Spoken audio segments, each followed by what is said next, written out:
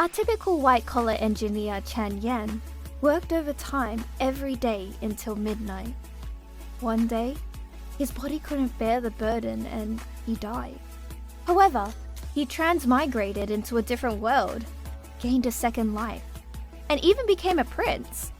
This place resembles Europe in the Middle Ages, where witches truly exist.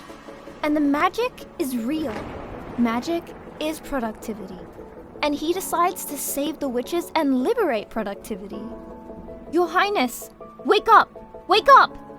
Yang Chen's ear heard an anxious shout. He suddenly opened his eyes and saw a huge square in front of him, filled with people. He immediately panicked and said, "Where is this? Am I not in a hurry to submit the manuscript tomorrow?"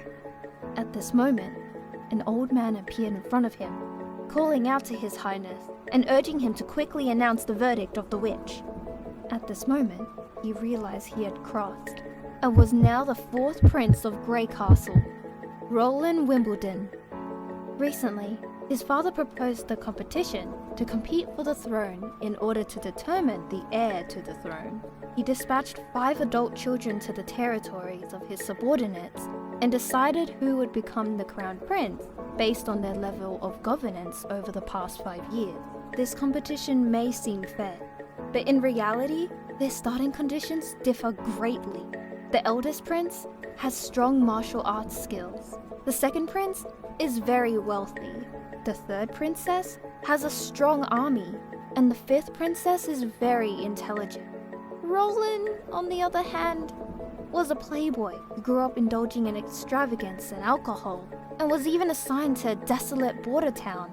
This small town not only has poor economy, but also poor hygiene, making it easy to be taken away by the Black Death if one is not careful.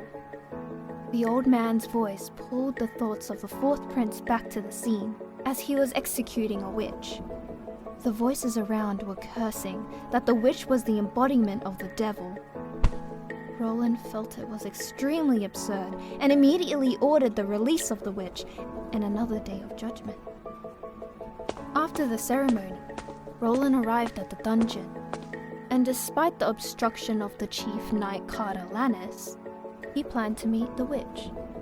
Arriving at the witch's prison, Carter stood in front of Roland, shouting not to approach. Roland waved his hand to calm him down. Next, he asked the witch to tell him what had happened to her in the North Slope mines. The witch's face showed sadness and spoke slowly. Her name is Anna, and her father works in that mine, but is trapped due to a landslide. A miner wanted to take advantage of his belongings when his neighbor Mr. Ansgar arrived. The two of them were entangled, and Ansgar was about to be killed. In order to protect him, Anna's witch power suddenly awakened and set fire to the thief, killing him. Only then did a few people escape. After coming out, her father reported her as a witch, which was why she was arrested. The chief knight immediately shouted to execute her quickly. But Roland was calm and ordered Anna to show him the power of the witch. He took off the chain from Anna's neck and asked her to start performing. Anna's eyes immediately changed, and a circle of fire began to appear around her. The fire grew stronger and the heat wave hit, causing the temperature of the entire cell to rise sharply. Anna in the flames looked particularly beautiful, Roland's eyes fixed straight. Anna regained her manner and disdainfully said to Roland, "You can execute me now, right?" Roland took off his coat and draped it over Anna, whose clothes were already torn and tattered by the flames. Anna widened her eyes, unable to believe that Her Highness would give her clothes. Roland reached out his hand and said, "I want to hire you." What would he do after hiring a witch?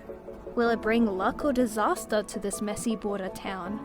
Can Roland successfully secure the throne? Follow us and look forward to the next exciting commentary.